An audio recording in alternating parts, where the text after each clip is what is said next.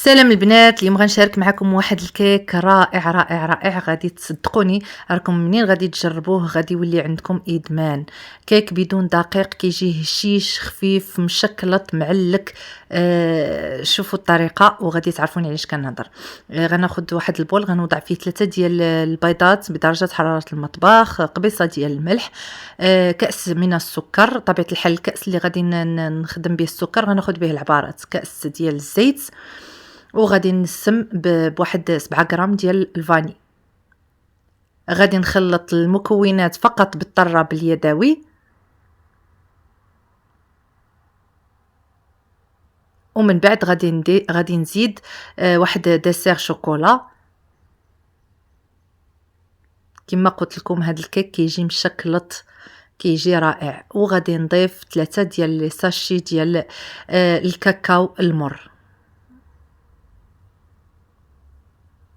اولا 3 ديال المعالق كبار مملوئين من الكاكاو المر.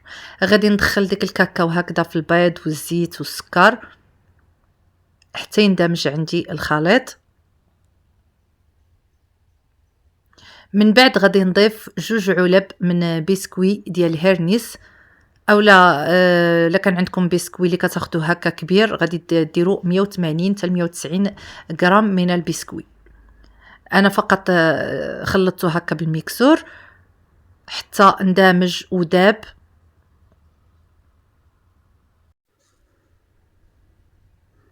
من بعد ما اندمجت العناصر مع بعضياتها غادي نضيف هنايا واحد 16 غرام من خميره الحلويات، وغندوز غندخلها هكذا في الخليط. نتوما كتشوفوا القوام ديال الخليط. وغادي نضيف 2 ملاعق كبيره من الخل.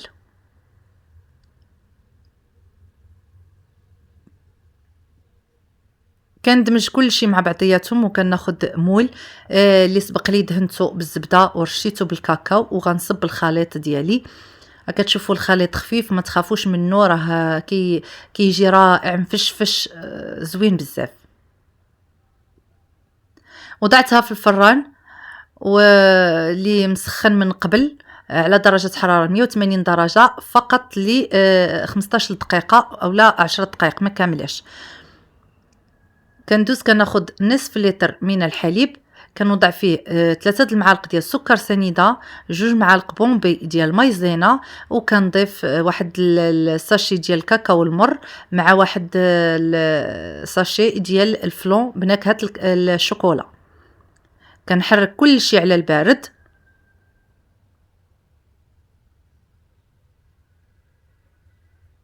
كندوز نوضعهم فوق نار دائما مع التحريك حتى كيعقد الخليط. كناخذ المول ديالي من بعد ما نظفته ومسحته مزيان، كنرشوه هكذا بالقليل من الزيت، كندهنو مزيان.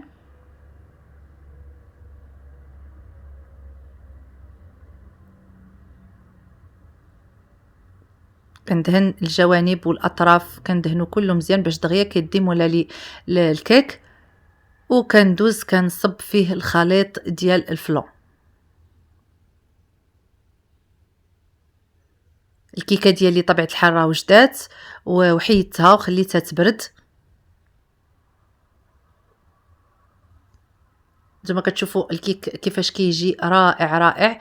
كنصب الخليط وكنوضع فوق منه الكيك مباشره.